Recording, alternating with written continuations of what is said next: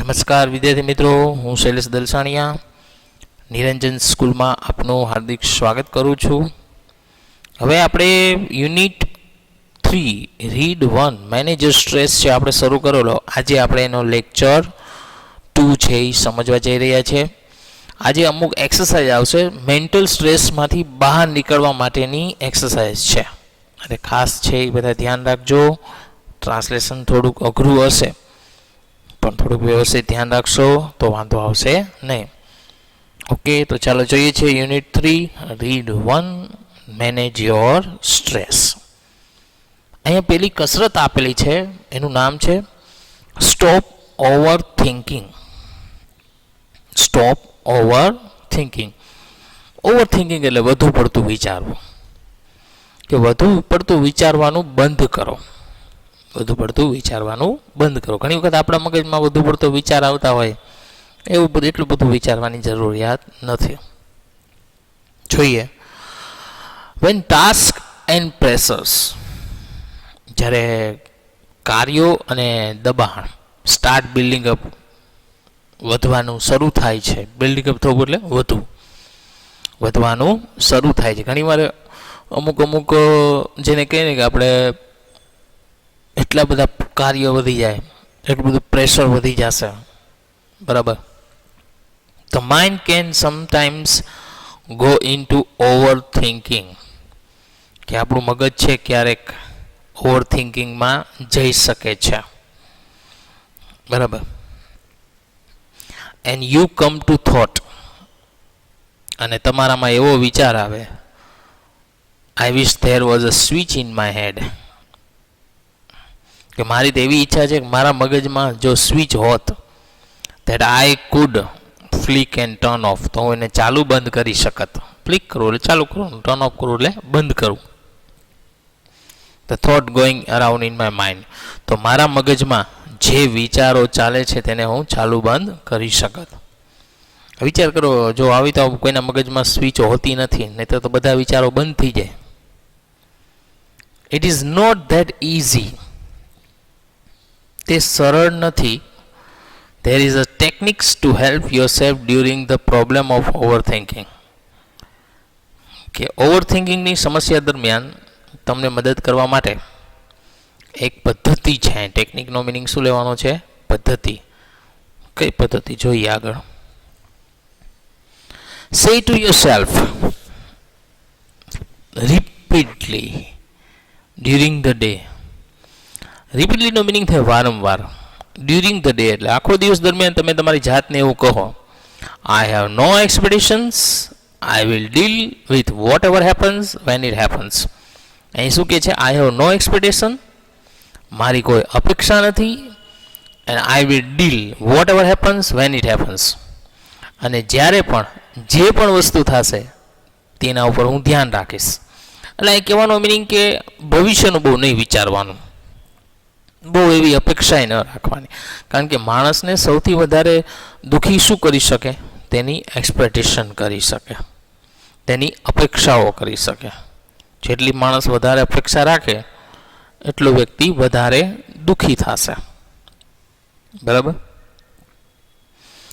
When you think about your stressful day, જ્યારે તમે તમારા તણાવવાળા દિવસનું વિચાર કરો, that lies in front of you, કે જે તમારી સામે આવી જાય છે. Lies in front of you એટલે જે તમારી સામે આવી જાય. જોજો, આપણે જેવું વિચારીએ ને એવું આપણી સામે આવી જાય. આપણે સારા દિવસનું વિચારીએ તો સારો દિવસ સામે આવે, આપણે ખરાબ દિવસનું વિચારીએ તો ખરાબ દિવસ સામે આવી જાય. યોર થોટ્સ રન એટલે ચાલવું, થોટ્સ એટલે વિચારો, કે your thoughts run approximately like this. Approximately એટલે લગભગ, લાઈક ધીસ કે તમારા વિચારો કદાચ આવી રીતે લગભગ ચાલે છે. Oh my God, I have so much to do.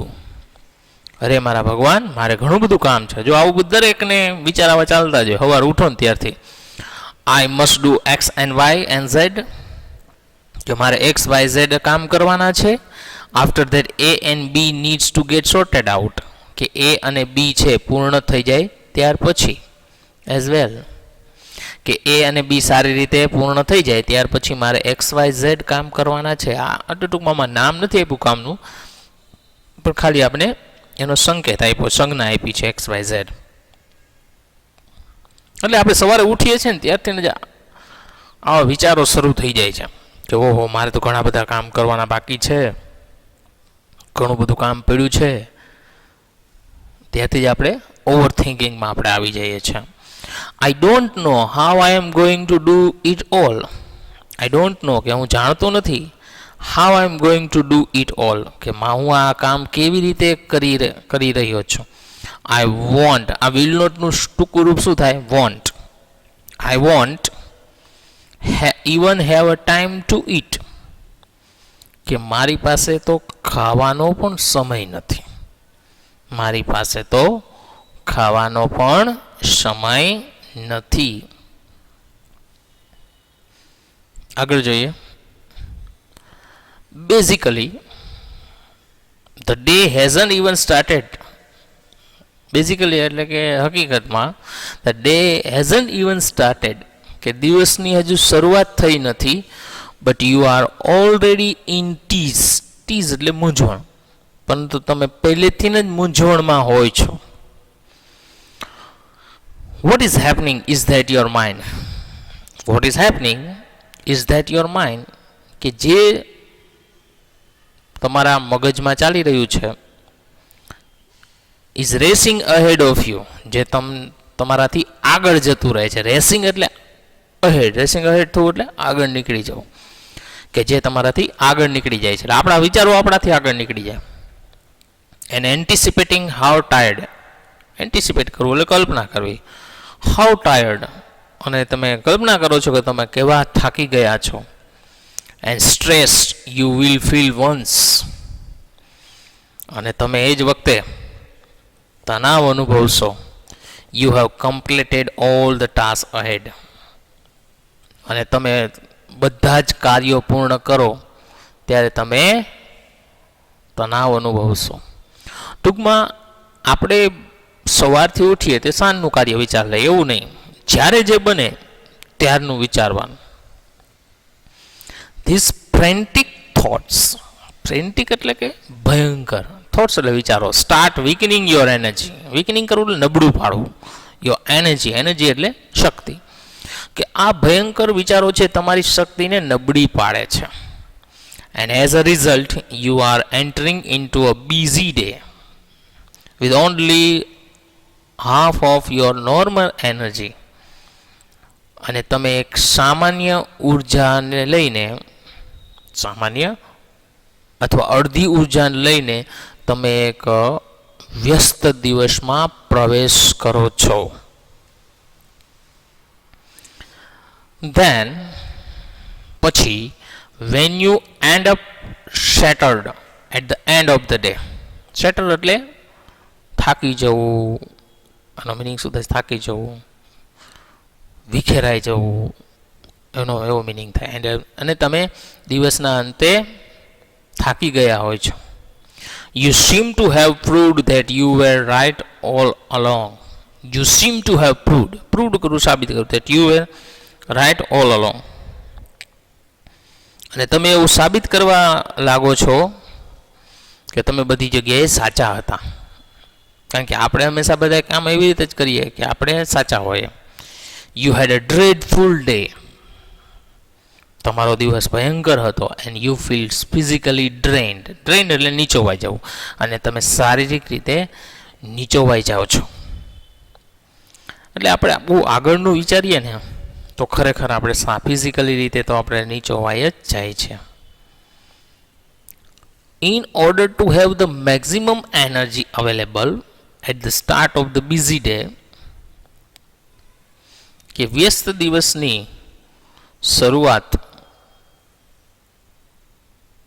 વધુમાં વધુ એનર્જીથી કરવા માટે, use I have no expectation, કે મારી કોઈ અપેક્ષા નથી એવું કહો. And I will deal with whatever happens when it happens. અને હું જ્યારે પણ જે વસ્તુ બનશે, જ્યારે પણ જ્યાં જે વસ્તુ બનશે તેની સાથે તેના ઉપર ધ્યાન રાખીશ as a form of a મંત્ર, અને તેને એક મંત્ર તરીકે સ્વીકારો. અને હંમેશા એવું જ વિચારવાનું કે જ્યારે પણ જે વસ્તુ બનશે એની સાથે હું વ્યવહાર કરીશ. ફ્યુચરનું બહુ વિચારો તો પછી ટેન્શનમાં આવી જશો. યુ વિલ નોટિસ, તમે નોંધશો, how your body start relaxing. Relax થવું એટલે શાંત થવું, કે તમારું શરીર કેવું છે, શાંત થાય છે at the thought of no expectations, કે કોઈ અપેક્ષા નથી તે વિચારથી જ તમારું શરીર છે એ શાંત થશે. This relaxation tells you that, આ રાહત તમને એવું કહે છે, you have just stopped yourself from wasting valuable energy, કે તમે વેલ્યુબલ એનર્જી એટલે કિંમતી ઉર્જાનો, યુ હેવ જસ્ટ સ્ટોપ, કે તમારે કિંમતી ઉર્જાનો બગાડ કરતા રોક્યું છે. યુ વિલ ફીલ કામર મેન્ટલી, તમે માનસિક રીતે શાંત બનશો. કામ એટલે શાંત, એના ઉપરથી શબ્દ છે કામર. એન્ડ ઇમોશનલી એઝ કોન્સિક્વન્સ, કોન્સિક્વન્સનો મિનિંગ થાય પરિણામ, અને ઇમોશનલી એટલે લાગણીશીલ, કે તમે લાગણીશીલ રીતે અને માનસિક રીતે પરિણામે તમે શાંતિ અનુભવશો. તો મિત્રો અહીંયા સુધી રાખીએ છીએ, બરાબર. નેક્સ્ટ એક્સરસાઇઝ શું છે એ નેક્સ્ટ લેક્ચરમાં આપણે સમજીશું. Thank you.